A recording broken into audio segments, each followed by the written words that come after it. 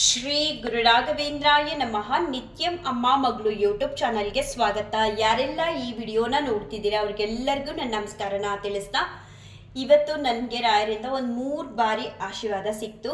ಮಧ್ಯಾಹ್ನ ಮತ್ತು ಸಂಜೆ ಪ್ರತಿನಿತ್ಯ ರಾಯರ ಆಶೀರ್ವಾದ ಮಾಡ್ತಾರೆ.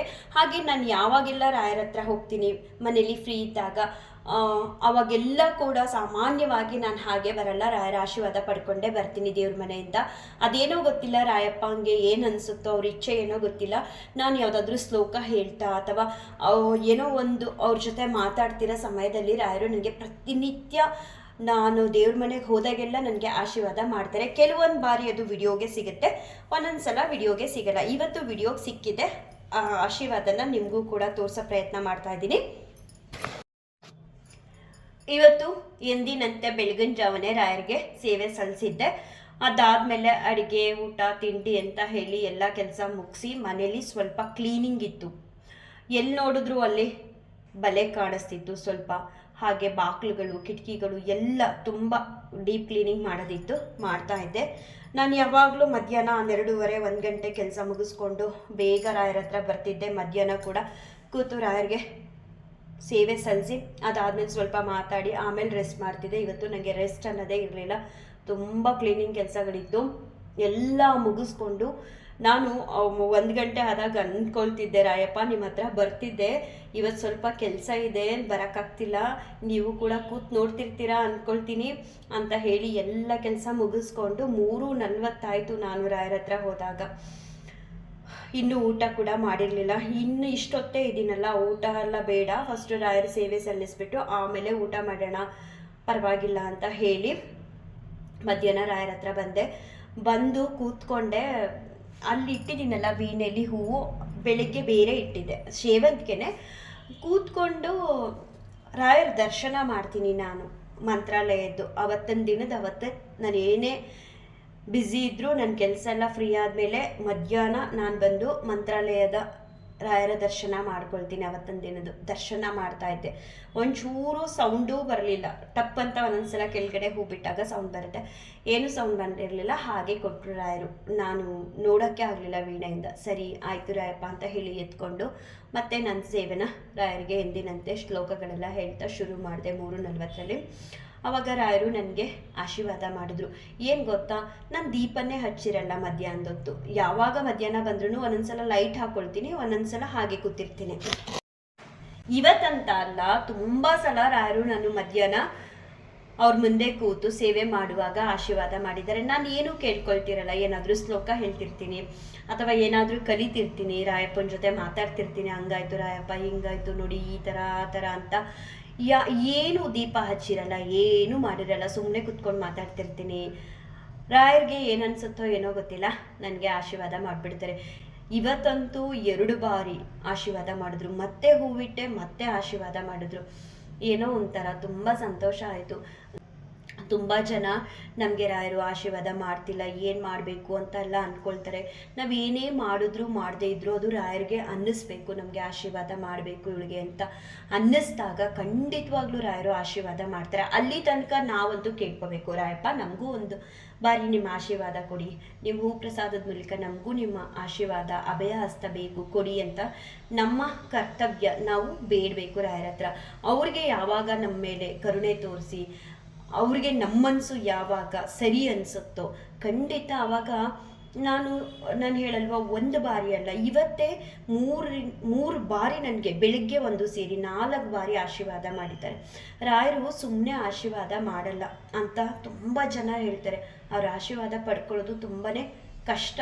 ಸುಮ್ಮನೆ ಅವರು ನಾವು ಏನೇ ತೊಗೊಂಡೋಗಿಟ್ರು, ಏನೇ ಆಡಂಬರವಾಗಿ ಮಾಡಿದ್ರು, ಏನೇ ನಾವು ರಾಯರಿಗೆ ಸಲ್ಲಿಸಿದ್ರು, ರಾಯರಿಗೆ ಅವ್ರಿಗೆ ನಮ್ಮ ಮನಸ್ಸು ಇಷ್ಟ ಆಗಬೇಕು, ನಮ್ಮ ನಿಷ್ಕಲ್ಮಶವಾದ ಮನಸ್ಸು ಅವ್ರಿಗೆ ಇಷ್ಟ ಆಗಬೇಕು. ಆಗ ನಾವು ಕೇಳಿದ್ರು ಕೇಳದೇ ಇದ್ರು ರಾಯರು ಖಂಡಿತ ಆಶೀರ್ವಾದ ಮಾಡಿ ಅಭಯ ಹಸ್ತ ಕೊಡ್ತಾರೆ, ನಾನಿದ್ದೀನಿ ನೀನು ಚಿಂತೆ ಮಾಡಬೇಡ ಅಂತ. ಆದರೆ ನಾನು ತುಂಬ ಬಾರಿ ರಾಯರ ಹತ್ರ ಏನು ಕೇಳ್ಕೊಳ್ಳಲ್ಲ, ಸುಮ್ಮನೆ ರಾಯಪ್ಪ ನಾನು ಅದು ಕಲಿತೀನಿ, ನಾನು ಇದು ಹೇಳ್ತೀನಿ, ತಪ್ಪಿದ್ರೆ ಕ್ಷಮಿಸಿ ಅಂತ ಏನೋ ಒಂದು ಮಾತಾಡ್ತಾ ಕೂತಿರ್ತೀನಿ. ಆವಾಗಲೇ ಹೆಚ್ಚು ರಾಯರು ನನಗೆ ಆಶೀರ್ವಾದ ಮಾಡೋದು. ಏನೋ ಒಂದು ಕೇಳಿದಾಗ ಸುಮ್ಮನೆ ಮೌನವಾಗಿರ್ತಾರೆ, ಕೇಳಲ್ಲ ಅಂತಲ್ಲ, ಎಲ್ಲೋ ಅಪರೂಪ ನಾನು ಕೇಳೋದು. ಇವತ್ತು ಸಂಜೆ ಕೇಳಿಕೊಂಡೆ, ಏನಂದರೆ ಮನೇಲಿ ಒಂದು ವಾಷಿಂಗ್ ಮಿಷಿನ್ ಇತ್ತಾ, ಈ ಕೈ ನೋವು ಬರೋದಕ್ಕೆ ಕಾರಣ ಅದು ಸ್ಪಿನ್ನರ್ ವರ್ಕ್ ಆಗ್ತಿಲ್ಲ. ಅದೇನೋ 2 ದಿನದಿಂದ ತುಂಬ ನೋವು ಅಂದರೆ ನೋವು. ಯಾರ ಹತ್ರ ಹೇಳ್ಕೊಳ್ಳೋದು? ಸಂಜೆ ಬಂದೆ ರಾಯಪ್ಪ ಸಿಕ್ಕಾಬಟ್ಟೆ ಕೈ ನೋಯ್ತಿದೆ, ಯಾಕಪ್ಪ ಹಿಂಗಾಗಿದೆ. ನಾನು ಇಷ್ಟೇ ಹೇಳೋದು, ನೋಡಿ ನಮ್ಮನೇಲಿ ಏನಾದರೂ ಒಂದು ಒಳಿತಾ ಇತ್ತು, ಮನೇಲಿ ಒಳ್ಳೇದು ನಡೀತಿದೆ ಅಂದರೆ ಅದು ನಿಮ್ಮಿಂದ. ಏನೋ ಒಂದು ತೊಂದರೆ ಆಯಿತು ಅಂದರೂ ಅದು ನಿಮ್ಮಿಂದನೇ. ನೋಡಿ ನನಗೆ ಎಷ್ಟು ಕೈ ನೋಯ್ತಿದೆ ಅಂದರೆ ಆಗ್ತಿಲ್ಲ. ಮನೆ ಕ್ಲೀನಿಂಗ್ ಜೊತೆಗೆ ತುಂಬ ಬಟ್ಟೆ ಎಲ್ಲ ಜಾಲಿಸ್ಬೇಕಾಗಿ ಬಂತು. ನಾನು ಸ್ಪಿನ್ನರ್ ವರ್ಕ್ ಆಗದೆ ಏನಾಗಿದೆಯೋ ಏನೋ ಗೊತ್ತಿಲ್ಲ, ಸಹಾಯ ಮಾಡಿ ನನಗೆ. ನೀವು ನಗ್ಬೋದು, ಇದೇನಿದು ವಾಷಿಂಗ್ ಮಿಷಿನ್ಗೂ ಕೂಡ ಅವರನ್ನು ಕೇಳ್ತಾರೆ ಅಂತ. ನಾನು ಪ್ರತಿಯೊಂದೂ ಅವ್ರ ಹತ್ರ ಹೇಳ್ಕೊಳ್ತೀನಿ. ನಿಮಗೆ ಗೊತ್ತಾ, ಈ ಥರ ಪ್ರಾಬ್ಲಮ್ ಆಗಿ 2 ದಿನ ಆಯಿತು. ನಾನು ಸ್ಪಿನ್ನರ್ ಇಲ್ಲದೆ ನಾನೇ ಜಾಲಿಸ್ತಾ ಇದ್ದೀನಿ. ಆದರೆ 3 ದಿನದ ಹಿಂದೆಯೇ ನನಗೆ ಗೊತ್ತಾಯಿತು ಮಿಷಿನ್ನು ಸ್ವಲ್ಪ ಪ್ರಾಬ್ಲಮಲ್ಲಿದೆ ಅಂತ. ಆವಾಗಲೇ ನಾವು ತರಿಸ್ಕೊಂಡಿದ್ವಲ್ಲ, ಆ ಕಂಪ್ನಿಗೆ ನಾವು ಕಾಂಟ್ಯಾಕ್ಟ್ ಮಾಡಿ ವ್ಯಾರಂಟಿ ಕಾರ್ಡ್ ಇತ್ತು. ಸೊ ನೀವು ನಮಗೆ ಸರ್ವಿಸ್ ಮಾಡಬೇಕು ಅಂತ ತುಂಬ ರಿಕ್ವೆಸ್ಟ್ ಮಾಡ್ಕೊಳ್ತಿದ್ದು. ಅವ್ರು ಹೇಳಿದ್ರು, ನೀವು ಯಾವ ಕಾರ್ಡ್ ಇದ್ದರೂ ನಾವು ಮಾಡಿಕೊಡಲ್ಲ, ನೀವು ಯಾವ ವೆಬ್ಸೈಟಿಂದ ತರಿಸ್ಕೊಂಡ್ರಿ ಅವ್ರನ್ನೇ ಹೋಗಿ ಕೇಳಿ, ನೀವೆಷ್ಟೇ ವ್ಯಾರಂಟಿ ಕಾರ್ಡ್ ಇದೆ ಅಂದರೂ ನಾವು ಸರ್ವಿಸ್ ಕೊಡಲ್ಲ ಅಂತ ಹೇಳಿಬಿಟ್ರು. ತುಂಬ ಬಾರಿ ಫೋನ್ ಮಾಡ್ತಾನೇ ಇದ್ದೀನಿ, ನಮಗೆ ಸರ್ವಿಸ್ ಮಾಡಿಕೊಡಿ ಅಂತ. ಅವರು ರೆಸ್ಪಾನ್ಸ್ ಮಾಡ್ತಿಲ್ಲ. ತುಂಬ ಬೇಸರ ಆಗ್ತಿತ್ತು. ಸಂಜೆ ಅಂತೂ ಅತ್ತೆ ಬಿಟ್ಟೆ ರಾಯರ ಮುಂದೆ ಕೂತ್ಕೊಂಡು ತುಂಬ ಕೈ ನೋಯ್ತಿದ್ದೆ. ನನಗೆ ನೀವು ಸಹಾಯ ಮಾಡಬೇಕು, ಏನು ಮಾಡೋದು, ಇನ್ನೂ ತೊಗೊಂಡು 1 ವರ್ಷ ಆಗಿಲ್ಲ, ಹೀಗಾಗೋಯ್ತಲ್ಲ ಅಂತ ಹೇಳಿ. ನೀವು ನಂಬ್ತಿರೋ ಬಿಡ್ತಿರೋ, ನಾನು ಏನಾದ್ರು ನಿಜ ತುಂಬ ಅಂದರೆ ತುಂಬ ಕಮ್ಮಿ ರಾಯರು ನನಗೆ ಆಶೀರ್ವಾದ ಮಾಡೋದು. ಸುಮ್ಮನೆ ಇರ್ತಾರೆ ನನ್ನ ಕಷ್ಟಗಳನ್ನ ಹೇಳ್ಕೊಂಡಾಗ. ಆದರೆ ತಕ್ಷಣ ನನಗೆ ಆ ಪ್ರಾಬ್ಲಮ್ಮು ಸಾಲ್ವ್ ಆಗುತ್ತೆ. ನಾನು ಯಾವ ಜಿಮೇಲಲ್ಲಿ ಅವ್ರಿಗೆ ನೀವು ಈ ಥರ ರೆಸ್ಪಾನ್ಸ್ ಮಾಡ್ತಿಲ್ಲ ಅಂತ ಹೇಳಿ ಮೇಲ್ ಹಾಕಿದ್ನೋ, ರಾಯರ ಹತ್ರ ಕೂತು ಒಂದು 10 ನಿಮಿಷ ಹೊರಗಡೆ ಕೂತು ಸ್ವಲ್ಪ ಸುಸ್ತಾಗ್ತಿತ್ತಲ್ಲ, ರೆಸ್ಟ್ ಮಾಡಿ ಮತ್ತೆ ಬಂದು ಫೋನ್ ನೋಡ್ತೀನಿ. ನಮಗೆ ಅವರೇ ರೆಸ್ಪಾನ್ಸ್ ಮಾಡಿದರು ಮೇಲ್ ಮೂಲಕ, ನಿಮಗೆ ರಿಫಂಡ್ ಬೇಕಾ ಅಥವಾ ರಿಪೇರಿ ಮಾಡಿಕೊಡ್ಬೇಕಾ ಅಂತ ಕೇಳಿದರು. ತುಂಬ ಅಂದರೆ ತುಂಬ ಖುಷಿ ಆಯಿತು. ಈ 3-4 ದಿನ ನನಗೆ ಎಷ್ಟೇ ಫೋನ್ ಮಾಡಿ ಸರ್ವಿಸ್ ಸೆಂಟ್ರಿಗೆ ಕೇಳ್ಕೊಂಡ್ರು ಅವರು ರೆಸ್ಪಾನ್ಸು ಮಾಡ್ತಿರ್ಲಿಲ್ಲ. ನಾವು ಮಾಡಿಕೊಡಲ್ಲ, ನೀವು ತೊಗೊಂಡ್ರೋ ವೆಬ್ಸೈಟ್ ಅವ್ರನ್ನೇ ಕೇಳ್ಕೊಡಿ ಹಾಗೆ ಹೀಗೆ ಅಂತ ಹೇಳಿಬಿಟ್ರು. ನೋಡಿದ್ರೆ ನಾನು ರಾಯರ ಮುಂದೆ ನನ್ನ ನೋವನ್ನ ಹೇಳ್ಕೊಡೆ. ತುಂಬ ಕೈ ನೋಯ್ತಿದೆ ರಾಯಪ್ಪ, ಈ ಕಡೆ ದೇವ್ರ ಮನೆ ನೋಡಬೇಕು, ಈ ಕಡೆ ಮನೇಲಿ ಇರೋ ಜನನ ನೋಡಬೇಕು ಅಂತ ಹೇಳ್ಕೊಂಡು ಎದ್ದು ಹೊರಗಡೆ ಹೋದು 10 ನಿಮಿಷಕ್ಕೆ ನನಗೆ ರೆಸ್ಪಾನ್ಸ್ ಸಿಕ್ತು, ನಿಮಗೆ ರಿಫಂಡ್ ಬೇಕಾ ರಿಪೇರಿ ಮಾಡಿಕೊಡ್ಬೇಕಾ ಅಂತ.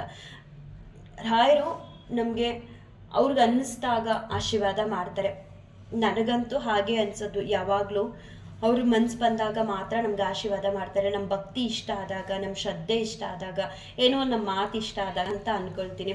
ಈ ಕ್ಲಿಪ್ಪಿಂಗ್ಸ್ಗಳನ್ನೆಲ್ಲ ಹಾಕ್ತೀನಿ ರಾಯರ ಆಶೀರ್ವಾದದ್ದು. ನೀವು ಕೂಡ ನೋಡಿ, ರಾಯಪ್ಪ ಎಲ್ಲರನ್ನೂ ಕಾಪಾಡಲಿ ಅಂತ ಬೇಡ್ಕೊಳ್ತೀನಿ.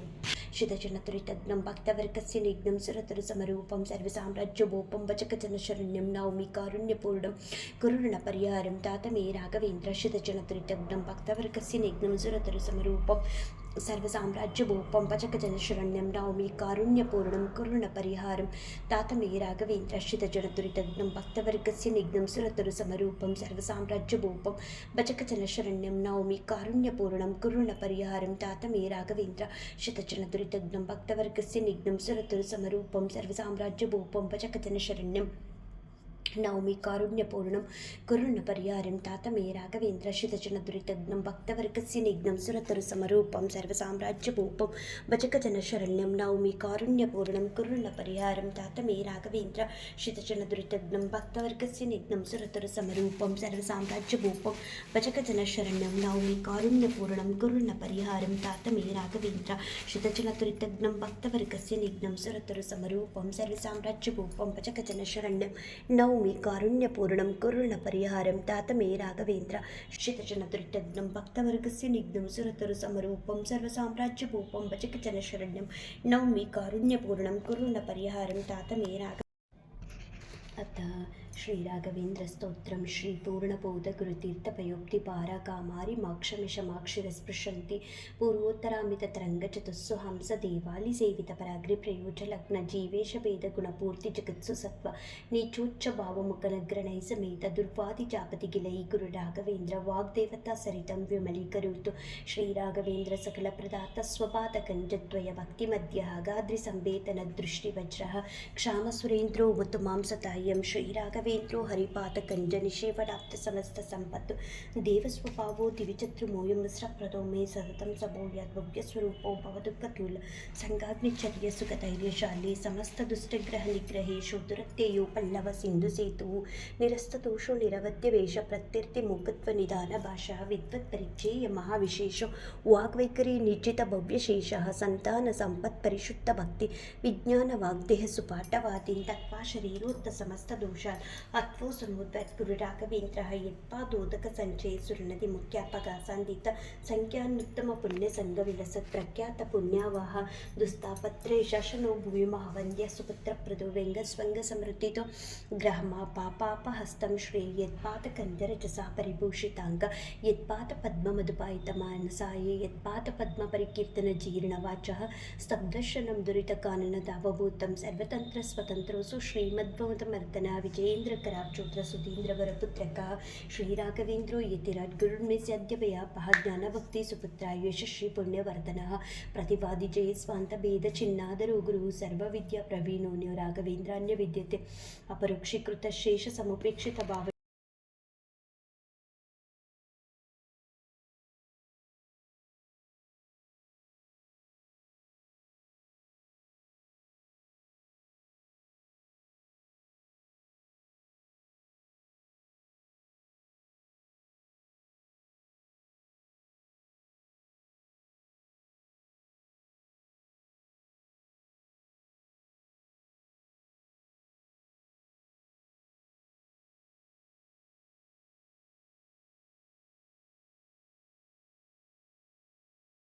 ಶ್ರೀಕೃಷ್ಣಾರ್ಪಣಮಸ್ತು ಶ್ರೀಕೃಷ್ಣಾರ್ಪಣಮಸ್ತು ಶ್ರೀಕೃಷ್ಣಾರ್ಪಣಮಸ್ತು.